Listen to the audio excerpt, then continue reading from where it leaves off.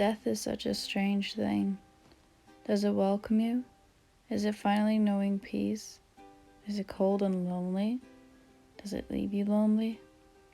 Is death getting a hug after a hard day? I always thought I'd die young.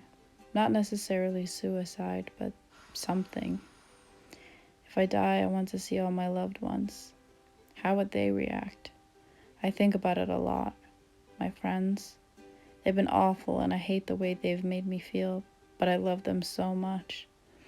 Which is why I think it'd hurt if they didn't care. My brother as well. I know they probably care, but sometimes I'm not sure. I do want to watch over them though. If it meant being a bystander, I don't care. I'm probably not going to have a second life, but that doesn't mean I don't want to see my friends' lives. I'm nosy. I'd hate my funeral. All the fake cunts crying and begging for attention. Please. For some reason in small towns when a young person dies, everyone and their mom suddenly knew them and loved them. Fuck that. Most of the people in my town were awful to me. I love to think I want people to know I was there, but I'm not sure that's allowed in spirit world. It'd be so annoying. I'd probably knock stuff over and shit. Not with grandma though. I'd want to be able to say goodbye to everyone, but I'm not sure that can happen. Would my things be left untouched? Would my room be cleaned out, or would they leave it? Would they find this and read it? Would they hate the way I wrote about them, or laugh and think it's cringe? Maybe they would cry and pity my loneliness. Would they wear my clothes? Would Dad cry? Would he hold it in? What would anyone say in my funeral? Would anyone name their kids after me? Would my death even be impactful? Would they do as I have asked and play a song I love?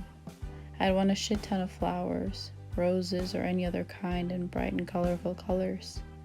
Maybe only my family would be there, and maybe they would spew some shit about me that wasn't true because they never truly knew me. I'll probably never know if we're being realistic. I googled it and apparently it means I'm picking up on someone else who will have an early death. I don't know. Oh my God, someone quoted the Bible. It's a strange thought, but I've always felt as if death has been looming in the background of my life and thoughts. Since I was young, death has always been crept in, whether in thought or in general. I'm not scared of dying or anything. I've been close, and I've accepted it in a way. I'm more at peace with dying rather than living. I'm not suicidal, but I don't know. Just won't surprise me if I just died in my sleep.